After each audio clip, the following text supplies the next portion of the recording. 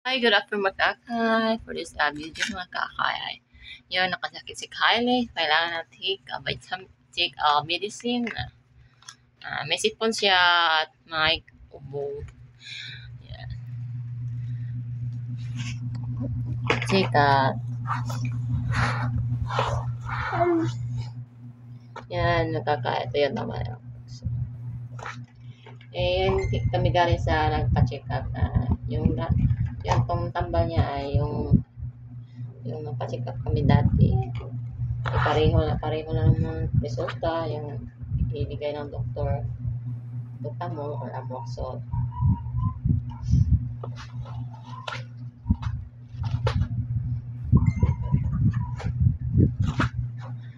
Eh, 5 days na pala yung upo sipon ni yung sipon niya is 6 days pero ang ubo niya ay 3 araw na. We didn't play that.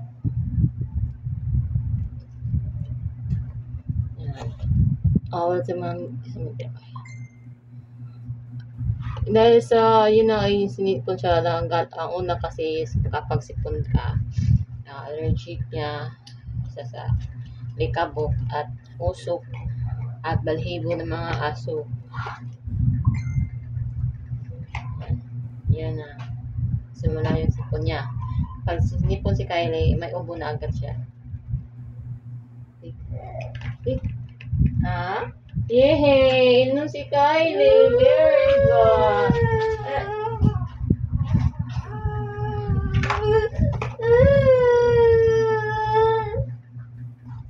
Yan, inunguwa niya.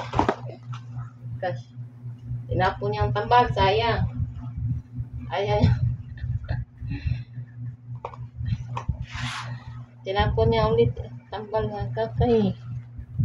Paano na magagaling ka dyan? Hindi mo inumin. Yan, kunti na lang yan, kunti.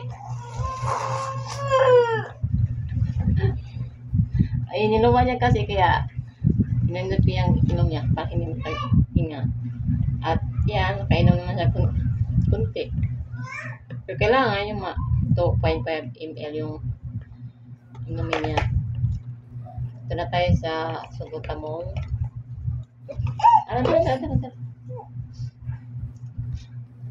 Ito, partner lang talaga ito. Subutamol Amoxicillin. Ay, ang ubo niya kasi nasa loob at yung parang matigas yung ubo niya. Sabi niya, kailangan daw ito ng doktor. Tingin kung ano talagang kalagayan ng ubo ni Kylie. As for now, patuloy lang ko nito yung resita yun nung nagdaang buwan na pa-check up namin siya. Ito pa rin. Ito, tapad tala.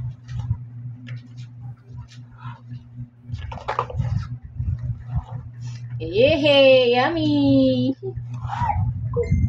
Yummy man yehey! Yummy! Yummy man nila. Yehey! Yummy man oy! Yehey! Bye ko lang! Bye! Ice cream! Yehey! Yummy! Very good! Malalang lang no? Very good! Tinapon ako ulit. Oh! Paano magagaling niya? Itanapon mo lang.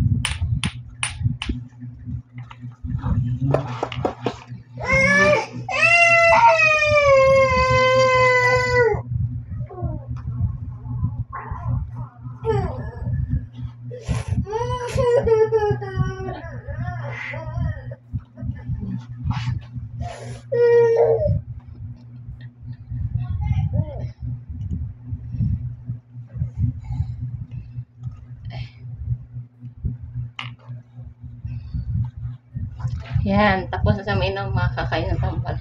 Yan ang hirap sa toddler niya kapag uminom ng tambal. Ayun lang minom kaya ginaganyan niya namin sa akin yan na isip. Mahirap kasi kapag ikaw lang painom ni Bibi na malap kasi Bibi ayun yung minom. Kaya iba ay nasasayang. Pero kainom na siya kunti. Yeah.